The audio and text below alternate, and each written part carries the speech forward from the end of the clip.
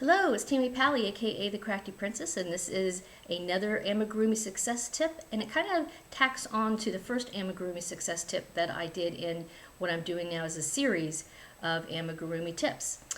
This one has to do with patterns. In the first tip that I gave some information about various online resources, some of them free, some of them not free, but places online where you can get some really good helpful information about how to do amigurumi as well as patterns. And that's one of the things that when you do start making amigurumi toys, you have to follow a pattern. So you want to pick a pattern that means you will be successful. And the easiest way to do that is to pick a pattern that has two important elements to it. First of all, you want a pattern that doesn't have a lot of parts and pieces to it, because you have to put those all together, right? So here's an example of a teddy bear. This is part of a pattern that I got when I took the Woodlands Amigurumi class at Craftsy.com. And in that class you get four free patterns. I don't want to say free, but you buy the class, you get 4 patterns with the class. This is the second project that you do. It's not difficult, but it wouldn't be something I would suggest for a beginner, because you end up having to make, okay, 1, 2, 3, 4, the head 5, the body 6, 7, 8, 9, 10 pieces that then you stitch together. And making the pieces is not difficult at all. It's all circles, as you can see, okay? However, at some point you have to stitch all this together, right? So putting together 10 different pieces can be a little daunting for someone who's maybe never ever made any type of amigurumi before. So one of the things I suggest when you're looking for patterns on some of these websites that I mentioned in the first tip, that you look for patterns that don't have lots of parts and pieces. And as an example, this little frog is a perfect beginner project. This, in fact, is the very first amigurumi I ever made.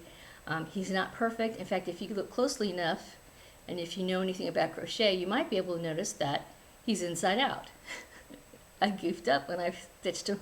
When I stitched him closed, I didn't realize he was inside out.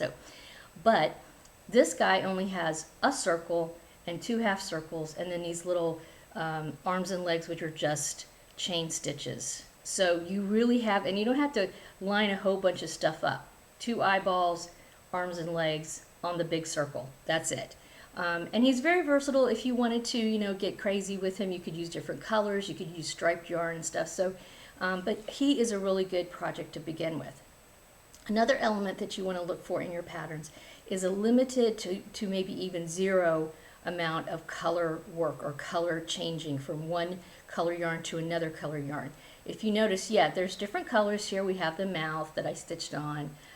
We have the eyeballs that are white, and the body's green, but I didn't have to attach a new color. These are all separate pieces, and that goes for also the teddy bear. He's different pieces, right? So yeah, there's 3 colors here, but I didn't have to change color in the middle of something. Whereas something like this guy, this raccoon, his tummy, as you can see, I had to change. So I had to go from, gray to white, back to gray. Same thing with his tail. I had to go from gray to black back to gray, okay, to create the stripes. So this requires color changing, and as a beginner, I wouldn't recommend that. So, like I said, what I would suggest is something like this frog, which, by the way, this is a free pattern from linebrain.com. Look under Toys, Amigurumi, Crochet Frog. He'll pop right up in the patterns, and you can download him for free.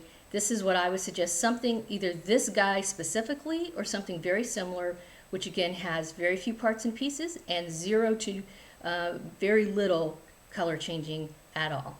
So that's my second tip, I guess, for you for making successful amigurumi pieces. Have a wonderful crafting day. Thank you for watching.